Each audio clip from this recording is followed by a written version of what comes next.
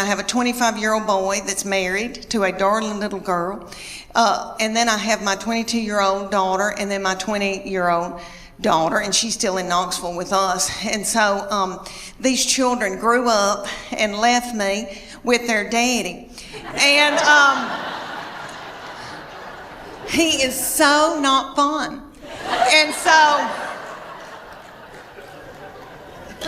he doesn't chat. And so I'm just at home talking to myself.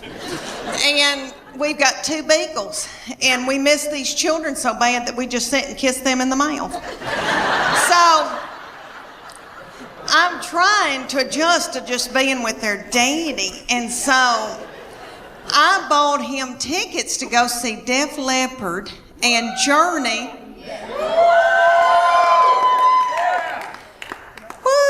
Okay, let me tell you, have y'all been to concerts lately with old people that are older than I am? Okay, we went and I thought, oh, we're going to have a fun date.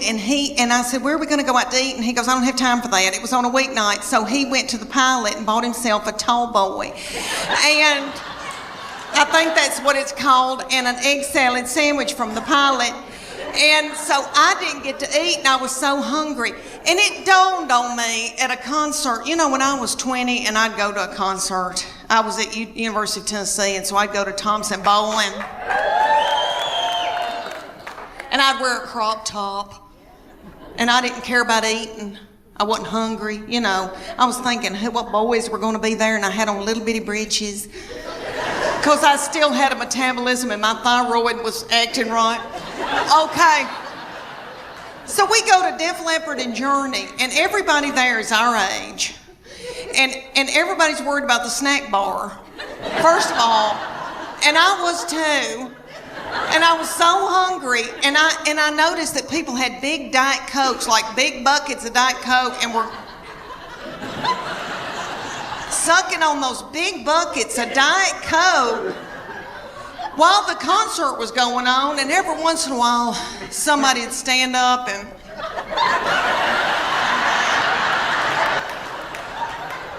and then they'd sit back down. Journey has a little bitty feller from another country singing for them, and he's yummy. He looks like a little M&M. You could put him in your pocket. And you could tell he doesn't eat white flour and sugar. And he's singing and doing, he sounds like Steve Perry, but it's not the same. You know, Steve Perry's my boo.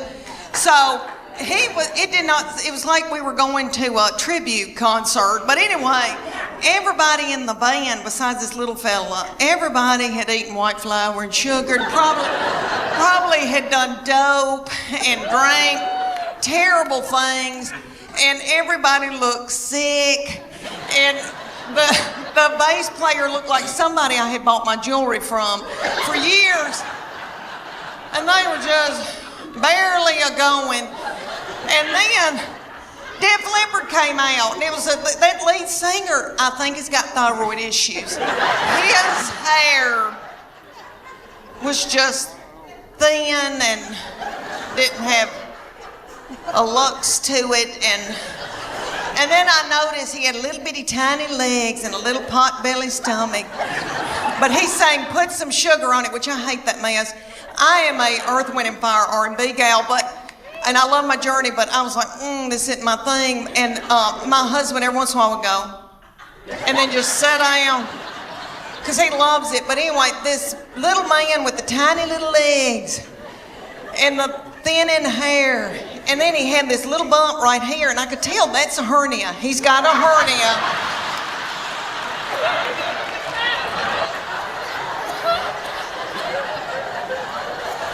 And I bet that he hadn't had time to get it fixed. He hadn't had time to put a mesh in. And you could just see it. It looks like my stomach, because I've had a hernia, but I've had mine fixed. And I thought, oh, bless his heart. But he'd do, and he'd prop a little thin, frail leg up on something. Oh, I thought, isn't it funny how things have changed since I went to concerts when I was 20? Everybody was walking out like this because everybody had inflammation in their feet.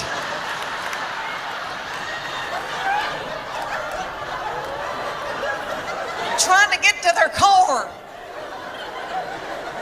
And it was like 10 o'clock. I thought, what are we doing out here? What are we doing? We gotta get home. We gotta get in the bed.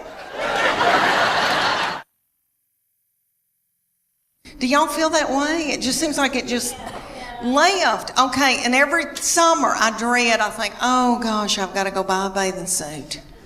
And now it's over and I barely even wore one. What I've been wearing is my swim dress.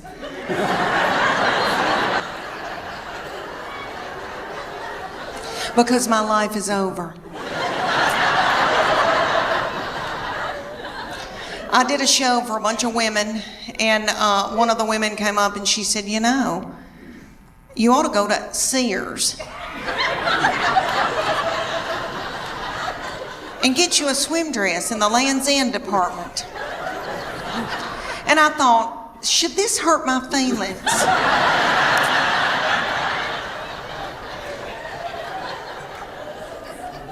So I did. I went to the Sears in Knoxville, Tennessee. They've still got our Sears open. I don't know if y'all's is open or not in Chattanooga.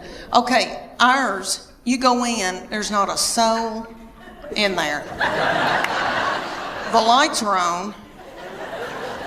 Nobody's shopping. Nobody's working. I mean, I felt creeped out, and I thought, are they running dope out of Sears?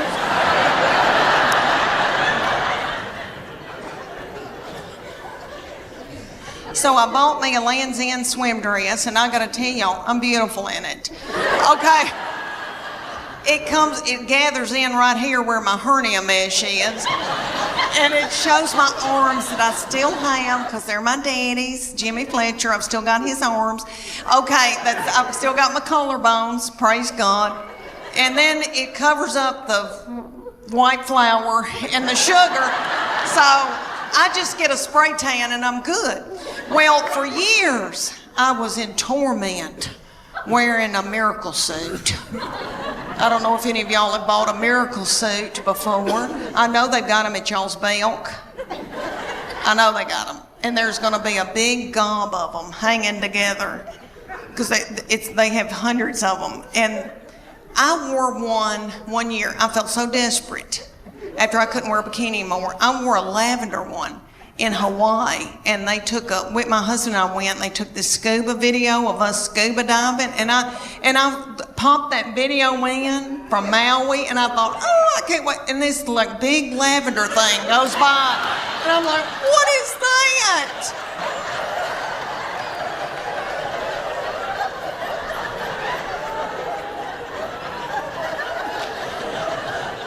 I destroyed that video. It's awful. But anyway, so I get this miracle suit. They're at y'all's Belk, and it's got a big sign that says lose 10 pounds in 10 minutes. Miracle suit. You do, because you sweat yourself to death trying to get it on. Because it's got a girdle in it. The girdle's right through here because it's a one piece. So the girdle's right through here. It smooths you out real pretty through here because it squeezes your fat out in every other hole.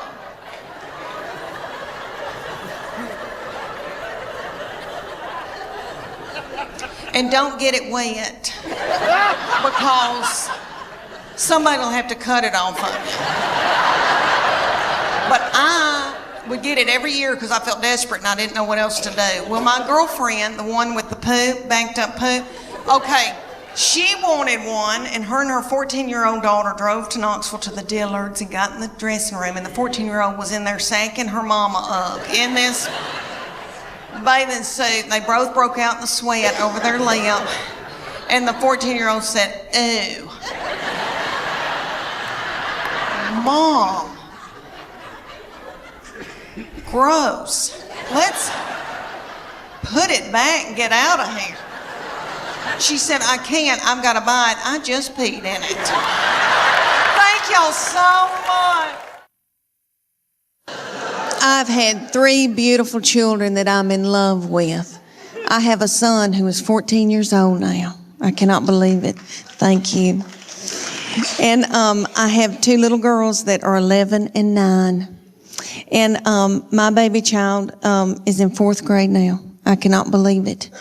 When she went to kindergarten a few years back, that was going to be the first time that I was going to be by myself all day long from 8 to 3, all by myself. I nearly grieved myself to death. I thought, Lord, what am I going to do with all this time on my hands? I hope I don't get hooked on whiskey and start honky-tonking.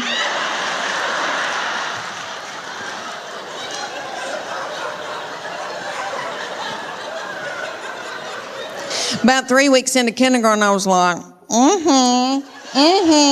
it's your birthday, Now I ain't gonna get a pap smear without somebody sitting on my head.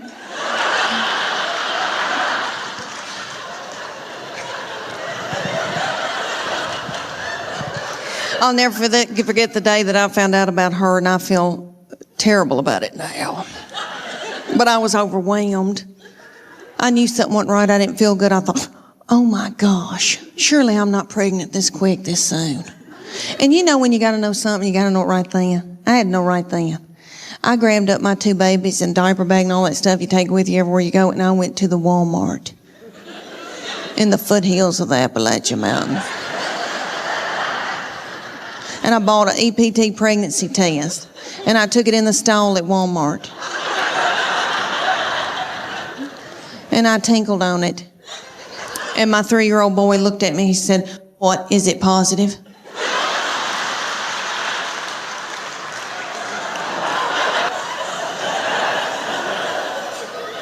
And it was. So I drove home just as fast as I could, and I called my husband at work. And I said, you're trying to kill me, aren't you?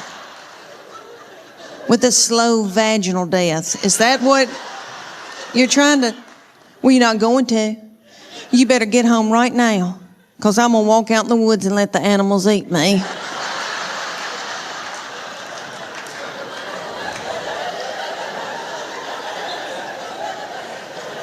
But let me explain to y'all why I was so torn up. I had a 13-month-old baby girl in diapers and a 3-year-old little boy in Superman panties with doo-doo balls falling out.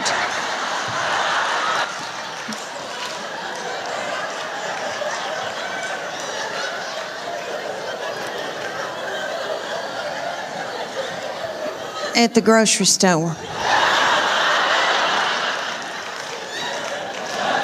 I thought, oh my Lord, did anybody see that? I don't have anything in my purse to pick it up with. Is some little child gonna think it's a milk dud?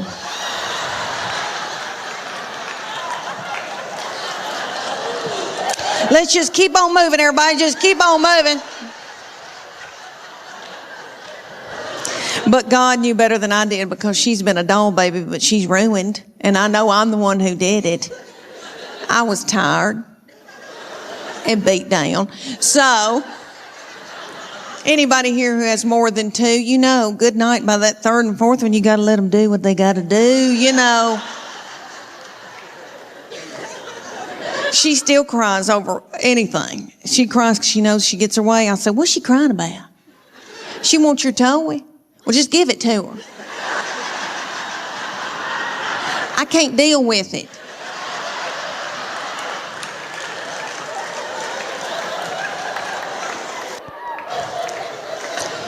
But she's a quirky little thing and fun. She is. She enjoys office work. And for Santa Claus this past Christmas, she wanted a filing cabinet. And that's what she wanted. And she likes, you know, big tape dispensers and all that kind of stuff. And in our house, she has offices set up all over our house. And she's always talking to herself. And we like to sneak and watch her because she'll be doing office work. And she has her little Barbie phone and cell phones and old cordless phones, and she'll be calling people up and chewing them out over the phone. She says, well, if you can't get this order in, I'm taking my business elsewhere. She says she wants to work for Geico when she gets older. For her 8th birthday, you know how mamas will call you and say, what's she into? What can I get her? And I said, well, she needs office supplies.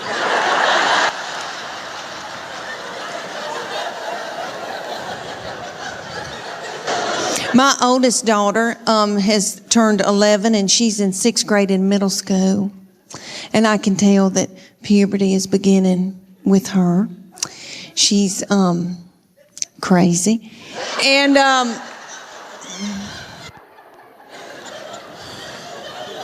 she's mean as a snake.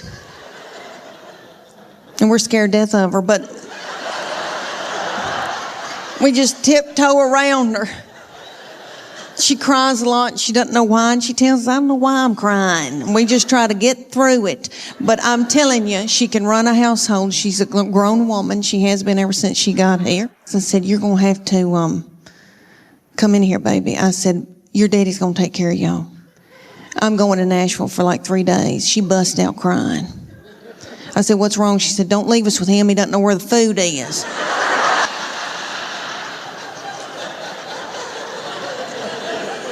I said, well, that's why you're in charge.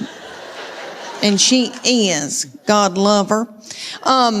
But my girls are emotional, and I don't mean to talk about them because I love them, and I know they'll visit me in the nursing home. But they are lunatics. My husband says they're psycho, and they need therapy. And I'll give you all an example. I can be in the pickup line at school, and this happened when they were in 1st grade, and it happens every day when I pick them up at school now. I'm sitting in the pickup line, and I can see them come out, and they are in a good mood.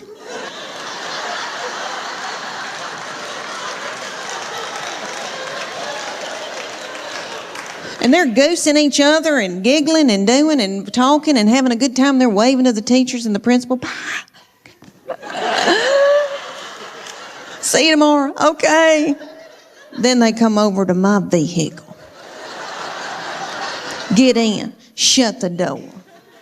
My 11-year-old take her backpack and sling it and hit me in the back of the head with it.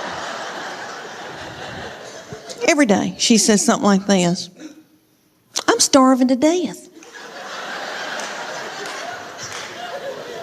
You don't have a piece of cheese in this car?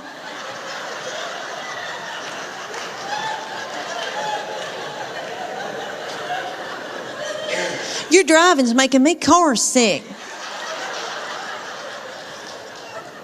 I hate her. Why'd you have her? And then my baby will be sitting up there in a daze. She'll be going, Mama, Mama, Mama, Mama, Mama, Mama, Mama. What? Mama, Mama, Mama. What? I'm listening. She asked me some of the craziest things. One day she said to me, did Jesus ever have head lice?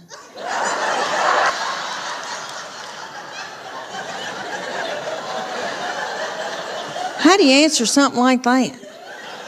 I said, well, baby, if he did, I know he healed it. And then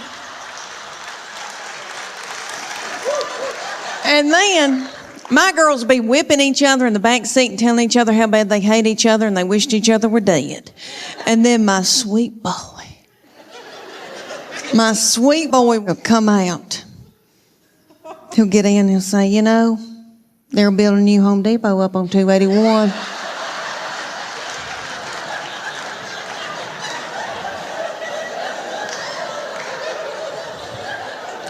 Just as happy-go-lucky. He's just like this. He's been like that all of his life. He's 14. He's never sassed me. I know people say it's coming.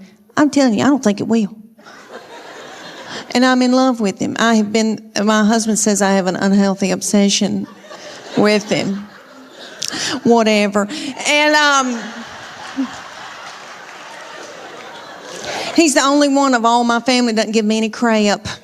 So yes, I am in love with him. And that doll, we want the best for him and we want the best for these children. We want them to be involved in sports. You know, keep them off of dope.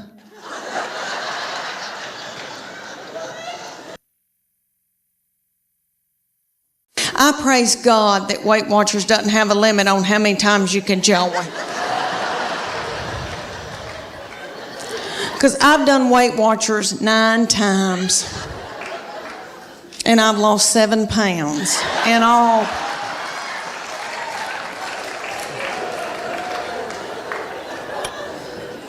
It's because I don't follow it. And I know it works. I really do. I know it works, but I go more for the comedy at the meetings. I don't know if y'all have ever been to a Weight Watchers meeting, but it is so funny. Okay, but like everybody comes up with recipes. Like the other day, we were there, and a woman goes, okay, if you put a teaspoon of cocoa and an egg white and put a dollop of water in it and pray over it and put it in the microwave, you've got chocolate cake.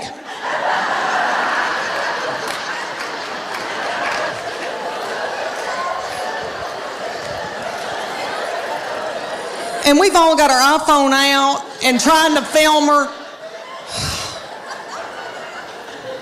And then somebody will get up and they'll go, oh my gosh, y'all, there's fat-free chocolate mint ice cream, but you can only find it at the Harriman Walmart. And people start throwing chairs and like running in a panic. This is what I figured out about myself. Okay, I eat, and I think it's because I'm from sweet country farming people. We value our children and what we've grown to eat and what we've killed. So my people use food for everything. If you're happy, if you're sad, if whatever. I mean, a celebration, woo, okay. And I know I've done that, and I know that I eat emotionally, but I never wanted to ride around in a minivan on dope or alcohol with little children in the car.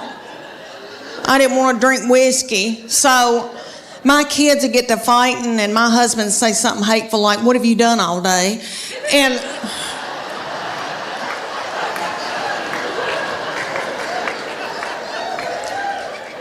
And that would make me so mad, and I'd eat a hot dog, and I didn't even know what happened.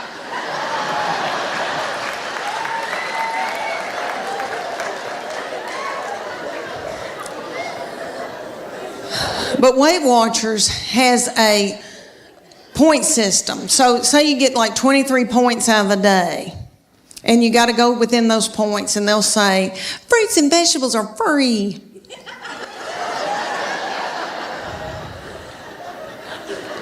You don't want fruits and vegetables. When you first start, you're so hungry that you could eat the wallpaper off the wall.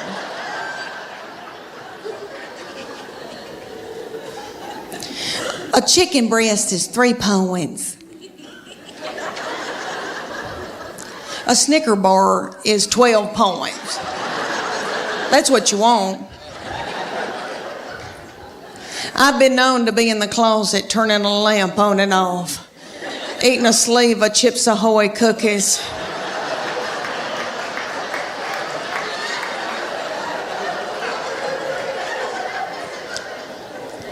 But I try to stay within my points. All right, my sister will go on it every time I will, and she lives in Clarksville, Tennessee, and she'll call me and she'll say, it's noon, and I've eaten all my points. I praise God that Weight Watchers doesn't have a limit on how many times you can join. Because I've done Weight Watchers 9 times, and I've lost 7 pounds in all.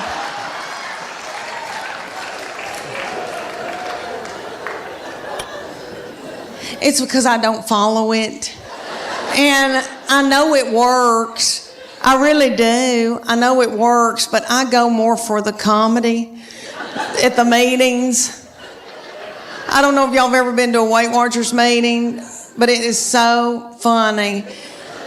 Okay, like everybody comes up with recipes. Like the other day, we were there, and a woman goes, okay, if you put a teaspoon of cocoa and an egg white and put a dollop of water in it and pray over it and put it in the microwave, you've got chocolate cake.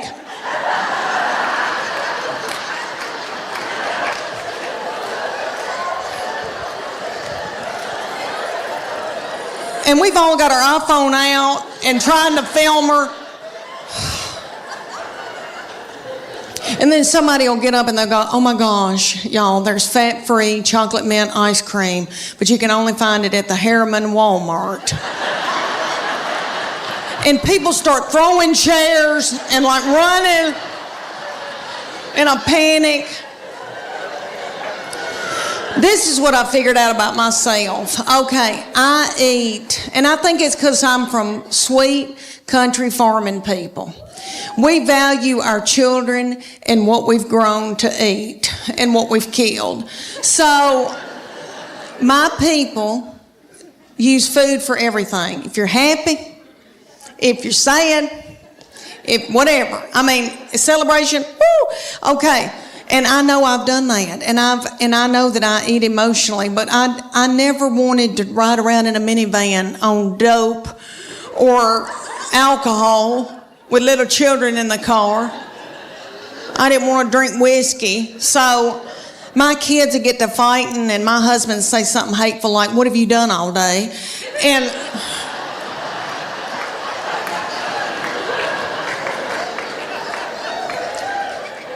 And that would make me so mad, and I'd eat a hot dog, and I didn't even know what happened.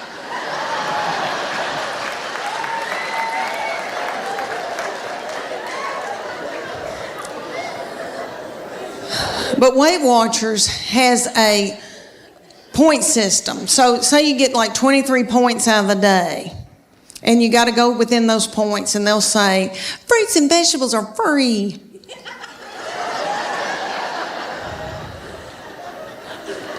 You don't want fruits and vegetables.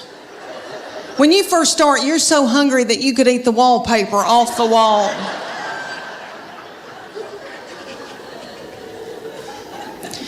A chicken breast is 3 points. A Snicker bar is 12 points. That's what you want. I've been known to be in the closet turning a lamp on and off, eating a sleeve of Chips Ahoy cookies.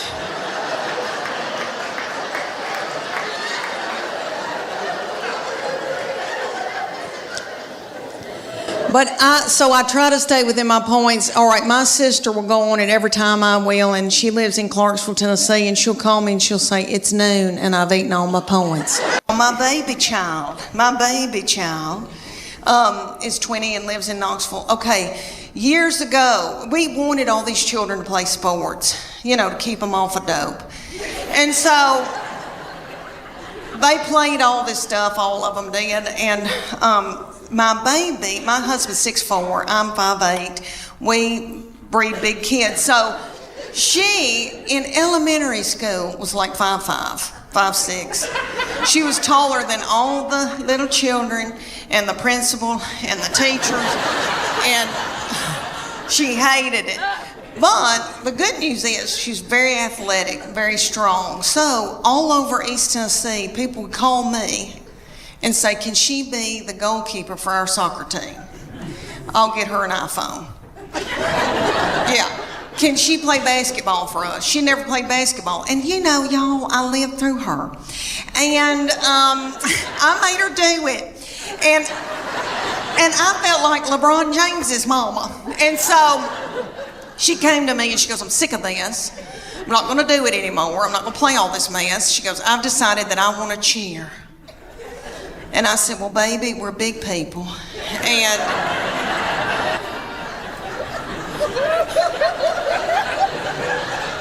I said, we don't tumble, but I'll figure something out. Well, all over the United States, they've got this thing called competition cheer. And it's kind of like, if you don't know what that is, it's kind of like Honey Boo Boo meets the Olympics, really. It's gymnast. They're gymnasts. And there's one in Knoxville called the Sharks.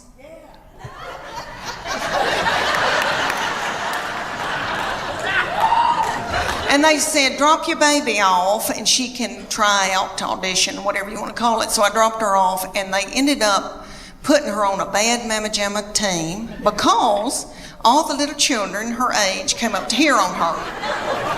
And somebody's got to throw them up in the air. So they were thrilled with her and they treated us like royalty. But anyway, they said, you're going to come in here twice a week, learn a 2-minute routine. It's going to cost you $150 a month. It's like, okay. They said, there's a uniform that you're going to order, and it comes to here. It's going to expose her stomach. She's going to have a tiny skirt on with a slit in it with a glitter panty underneath it. It's $300. I said, that's a whore outfit.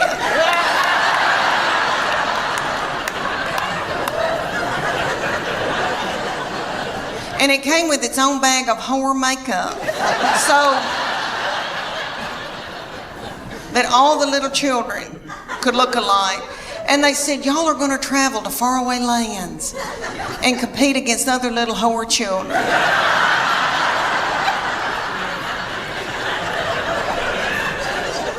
So we went to like Cincinnati or Atlanta. And we had to get hotel rooms and the gas and all of that. And then you drive up to a big coliseum, a huge coliseum. And there's tens of thousands of little whore children walking around. And my husband said, there could be pedophiles here. This is the awfulest thing something's not right. Okay, so then they said, you're going to pay $150 for your baby to be in this competition. You're going to have to pay $30 to put a band on to get in and watch your baby in this competition. Somebody was selling corn dogs for $15. Okay. They start out with the babies, so it goes from 5 to 18 ages. So the babies come out in a tiny little skirt about the size of a napkin. And they come out to Beyonce's All the Single Ladies. And their little mamas are in their 20s. And they're not bitter yet. And they're in the front doing every move to keep their baby on track because they're babies and they need to be at home breastfeeding. So they move up throughout the day into my baby's age, and they're the reef sharks. They call out that name, honey, for 2.5 minutes. My baby throws little children up in the air, flinging little children, broken out in a sweat, working like a Trojan. Did you see my Spanx? Okay. All right. All right, let me tell you that my boy, all my children are yummy, and I'm in love with them, and I love my girls, and I know that when I'm in the nursing home, they'll be the ones to come and pluck my chin hairs. Because he is now since married and gone off with his wife and her people. And that's what boys do. They cling to their wife. That's biblical. He said to me, Mom, she is now my immediate family. You are my extended. That's what he said to me right before they got married. And he said, Mom, that's biblical. I'm supposed to cling to my wife. And I thought, why did I show him the Bible? Well, he has always been spiritually mature. We call him our little Billy Graham. My husband and I, we didn't do it. God did it. I'm full of sin. Okay. I've been washed in the blood, but I've been a horrible, horrible person. Not too bad, but okay. So this baby has been just like an old man all of his life. Let me give you an example. He had a little girlfriend in high school, and he would go over to her house and they'd watch movies. And he came home one night and he used to tell me everything. And I said, what y'all been doing? He said, well, we've been watching television and kissing on the couch. And I said, okay, baby, okay. That's all right, that's normal. But I said, before you know it, you've got your hand on somebody's leg, your arm around, and things can get out of control. And I just say, slow it down. He looked at me like I was crazy. And he said, Mom, I've prayed about this. Nothing like that's going to happen. And I know he meant that. And all I could think of to myself was some of the nastiest things I ever did.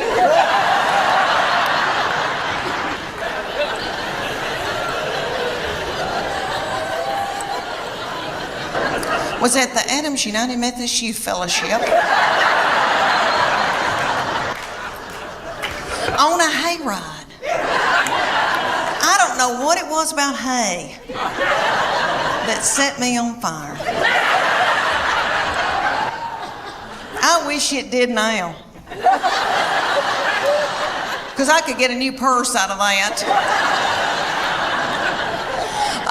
Okay, y'all, have you ever heard of lock-in? I know everybody in here that has been from Chattanooga has probably been raised in church. Okay, I don't know who that little darling, sweet fool was that came up with the lock-in.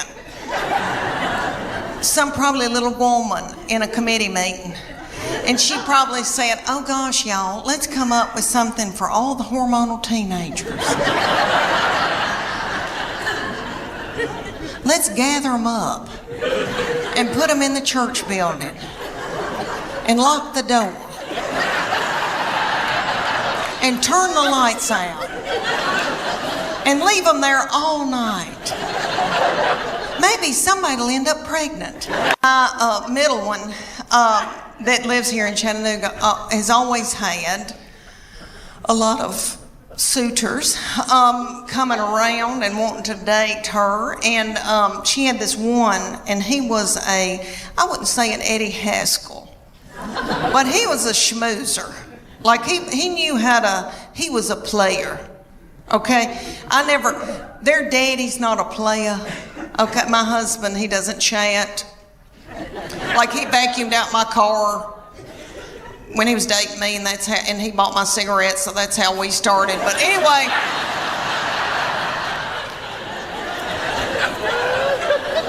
it was the 80s. But anyway,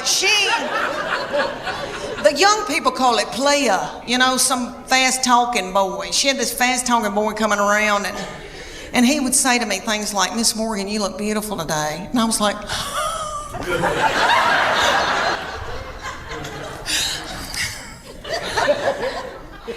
can I make you a casserole?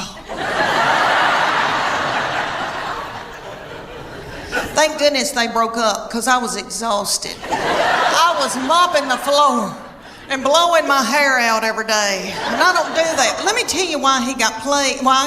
I thought, why am I so tickled when somebody compliments me? It's because my love language is words of affirmation. Have y'all ever heard of that book, 5 Love Languages?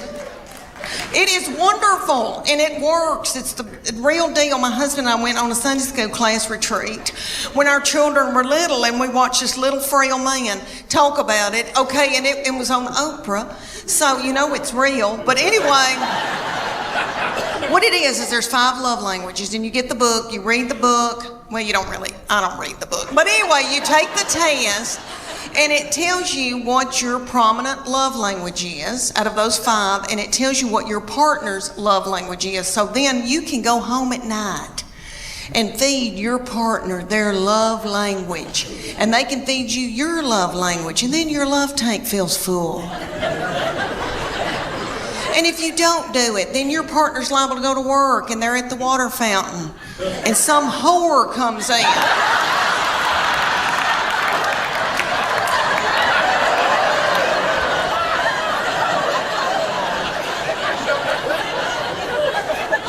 And feeds their love language. And then they feel a tingle. And then Satan swoops in. Y'all know where I'm going with that? It's a disaster. So, there's 5 love languages. There's quality time, And that's my sister's. Quality time, but you just can sit and watch ESPN with somebody, which I don't want to, but I mean, you just sit with somebody. Okay, then there's gifts, and you can just give them a card and they feel loved. It doesn't have to be something expensive. Okay, then there's physical touch, and most women in here will go, oh my gosh, that's my husband's. Physical touch. He's on me like a duck on a June bug. But it's not that kind of nasty. I'm talking about, like there's people that just want to hug you and kiss you and squeeze you and they got to hold your hand. That's the physical touch they're talking about. Okay, then there's words of affirmation. That's mine. So all my husband has to say is, Leanne, you are a good mama. Leanne, that Trisha Yearwood's chicken piccata is to die for. And then my love tank feels full, and then I'm willing to do something vulgar with him.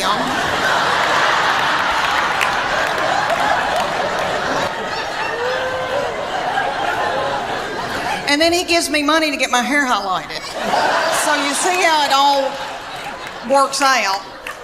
So his love language, the fifth one, is acts of service. So I have to go and build a set of shelves in the garage